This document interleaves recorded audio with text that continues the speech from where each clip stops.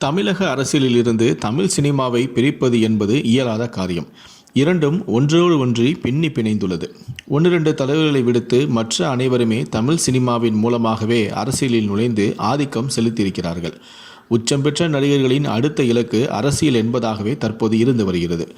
அண்ணாவில் தொடங்கி எம்ஜிஆர், கலைஞர், ஜெயலலிதா, விஜயகாந்த், கமல் என இவர்களின் வரிசை நீண்டு கொண்டே இருக்க, இன்றைய இளைஞர்களின் நாடி துடிப்பாக இருக்கும் விஜய் அவர்களும் தமிழக அரசியலில் நுழைய உள்ளது அனைவரையுமே ஆச்சரியப்படுத்தி உள்ளது.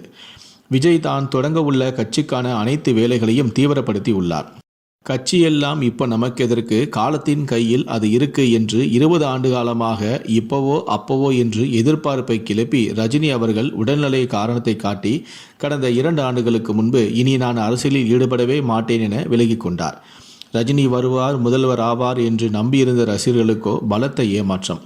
சற்று நாட்களுக்கு முன்பு நடந்த லால் சலாம் ஆடியோ வெளியீட்டு விழாவில் சூப்பர் ஸ்டார் ரஜினி மற்றும் இளைய தளபதியான விஜய் இவர்களுக்கு இடையே பனிப்போருக்கு தலைவர் முற்றுப்புள்ளி வைத்ததுடன், விஜய்க்கு நல்ல மனசு இருக்கு, மக்களுக்காக நல்லது செய்வதற்காக ஒரு பெரிய தியாகம் வேணும்னு விஜயை தியாகி ரேஞ்சுக்கு புகழ்ந்து தள்ளியுள்ளார் ரஜினி.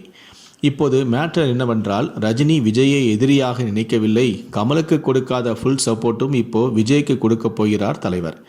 சினிமாவுக்கு என்று முட்டுக்கட்டையாக இருந்த அரசியல் பெரும் புள்ளிகளை விஜயின் வெற்றியின் மூலம் பழிக்கு பழிவாங்க திட்டமிட்டுள்ளார் தலைவர்.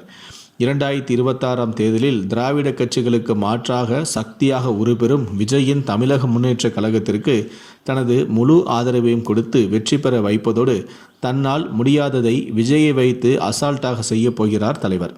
இதனால் இனிமேல் தலைவருடைய முழு ஆதரவும் விஜய்க்கு கிடைப்பதில் எந்த மாற்றமும் இல்லை என்பது உறுதியாக உள்ளது.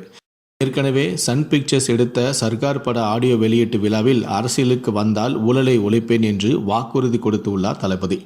விஜயின் அரசியல் வருகை தமிழகத்தில் பல்வேறு அரசியல் பெரும் புள்ளிகளுக்கு பீதியை கிளப்பியும் உள்ளது. தமிழக மக்கள் மாற்றம் வேண்டி நெடு நாட்களாக தவம் கிடந்து வருகிறார்கள். ஒரு விரல் புரட்சி ஏற்பட போவது உறுதி. மாற்றம் வேண்டி இருக்கும் மக்களுக்கு தரமான சம்பவம் காத்து கொண்டிருக்கிறது.